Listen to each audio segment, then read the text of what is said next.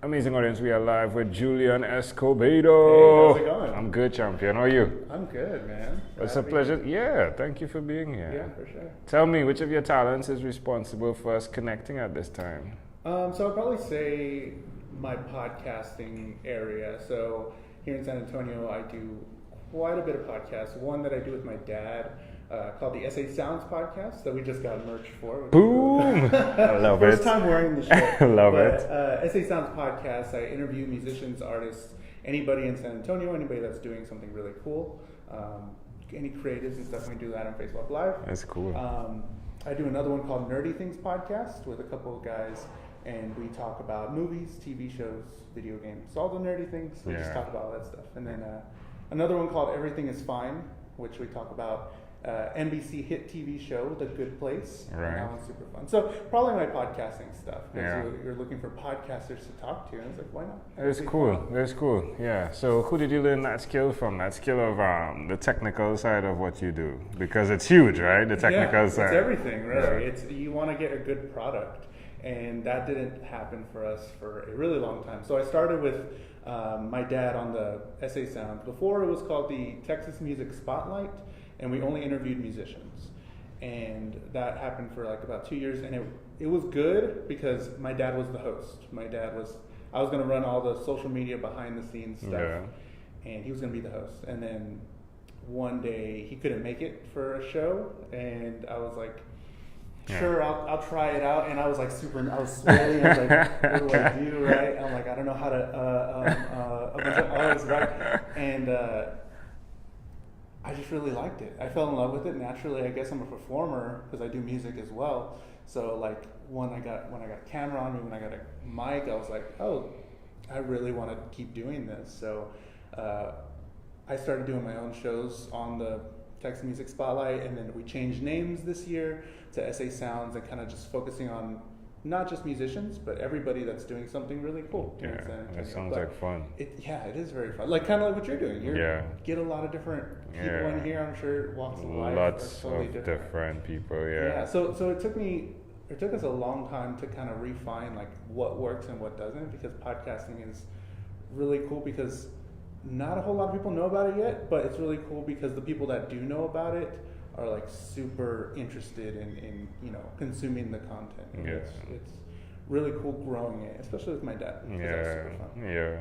So what is his like mindset like? Well, your father? He started it. He was a musician as well. Oh, okay. He's a bass player, and he was a bass player for a long time. And he wanted to retire from music, I think, at the time. And he was like, I want to still do music stuff, but I don't want to play. He's like, so I'm going to interview the friends that I have through music, or interview interesting people, the people that don't usually get the spotlight. And so we interviewed like drummers, bass players, like the background people. Are you guys gonna do live songs soon? Yeah, they do live songs too. Wow. So like back in the beginning, it was like you can come on and play. We have a studio now in our house, and it's like if you want to play, come and do it. If you want to do something, we've had like a comedian on. Next week we're gonna have a flamenco dancer, and we'll see what happens there. But with musicians, we're like, come on and play if you want, just do whatever. And his mindset was like he still wanted to do something with music, and he got really into podcasts. And at the time, I was like, I don't know, what do you mean? What's that word? Right? I don't know what the meaning of the word is. And then we were just like, let's do it. And then it became something big. I mean, where did you start? I started by listening. So I think audiobooks did it, and then I heard of podcasts. So the guy whose audio book I listened to and read, he had a podcast. Yeah. So I was like, oh, that's cool. So, but his podcast was a radio program that they just cut it up into like hour segments and just throw out, right? And then I got connected with Johnny Dumas's podcast, Entrepreneur on Fire, because in the ratings it's always there, right?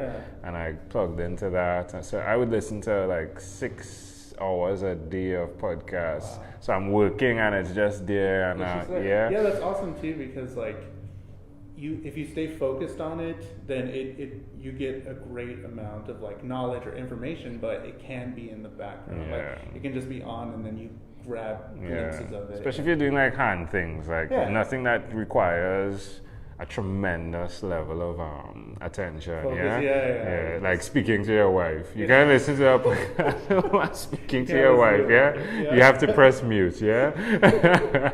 But definitely, it's something. You're mowing the lawn and you're doing tasks. It helps. In the background. Yeah, I always try and push people to make one because it's super. Which is simple. it's a hack actually. We found out it's a hack on you on improving yourself. Yeah. Because there's so many parts that build the puzzle that you start doing it, and the consistency is there, and that in itself infuses growth into your life. We've seen that. Yeah, it. Yeah, that's great. I never even thought about it like that, but focusing on this task on scheduling, say, hey, I'm gonna do this every whatever day of the week, or twice a month or whatever, and for you getting guests and stuff, that all grows life skills that you can use tremendously. Whatever. And then you go meet people, and then you meet people like you, and it's like, oh my gosh, it's just building and building. Yeah, it's like what have you learned doing all of these? Yeah, he's beginning to interview me. He's Sorry, going into his own podcast. You're good, Julian. You're good. I really want to know. I'll come over to your side of the tongue and be interviewed by you. In a snap of a finger. Yeah. Have no fear. Don't worry. What is one other thing you've done consistently over the last 3 years? GoPro. Start recording. What is one thing you've done consistently over the last 3 years? Done consistently? Yeah. Make music, play my trombone. That's one thing that is number one for me.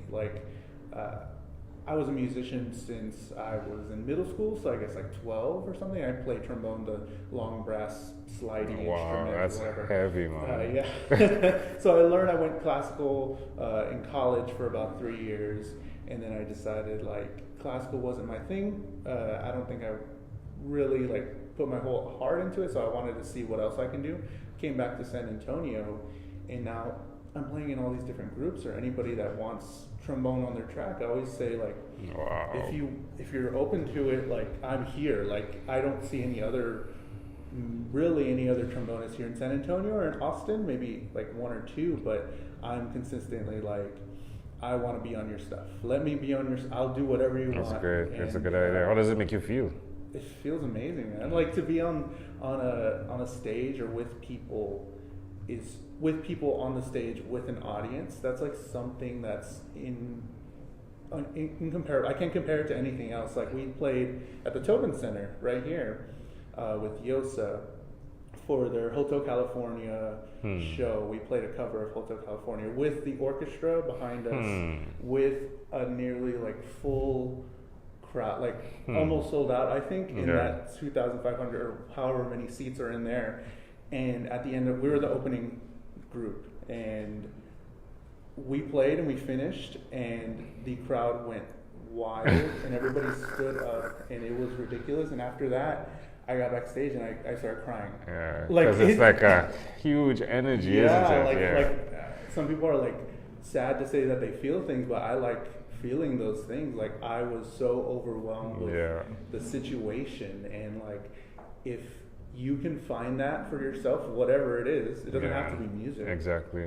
I wish that for people to find their thing. Yeah, me too. We call it your own unique real self, yours. Find yours, your own unique real self, and that's it. So where can we find out more about SA Sounds? SASounds.com? SASounds.com. It sounds Mexican, It sounds like, SA Sound, SA, your SA, It's down to San Antonio, SA, and because of the Mexican roots. I love it,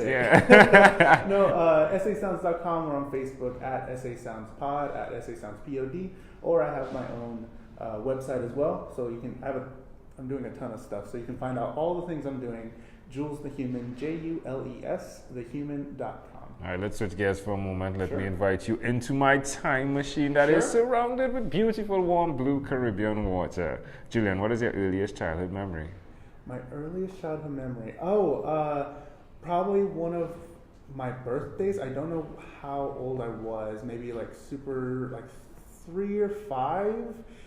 And it was in the backyard of my great-grandma's house, because I lived with my great-grandma, and we had my favorite cartoon Barney. I don't know if you know Barney is the I dinosaur love purple. you. Yeah, that. So we had somebody. I don't know who was dressed up as him. I guess they got him, but we had Barney in the backyard. That's probably my. That's wonderful. Why do you think that memory is so clear? Because I just really like Barney. I don't know, and it was like fun. I was like, oh my god, he's here. I think that's why I remember. How do you see it connecting, like that memory to who you are today?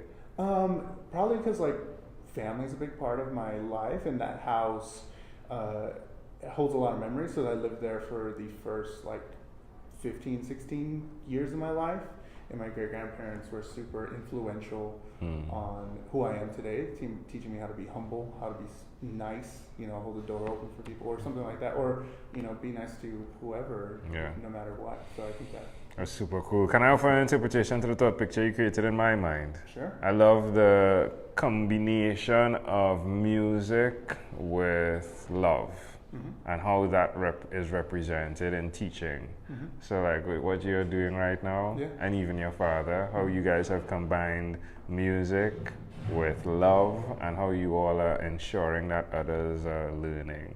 It's super cool, just like Barney. Barney is a bit much to digest now in our older years, but like as a child, it was just enough, I get it. Super positive, Yeah, super positive, But Barney is a super positive guy, I would like to meet real life Barney, like, sure, that person that embodies all of exactly, those I would definitely love that. If we fast forward to when you were 12, what was your favorite song?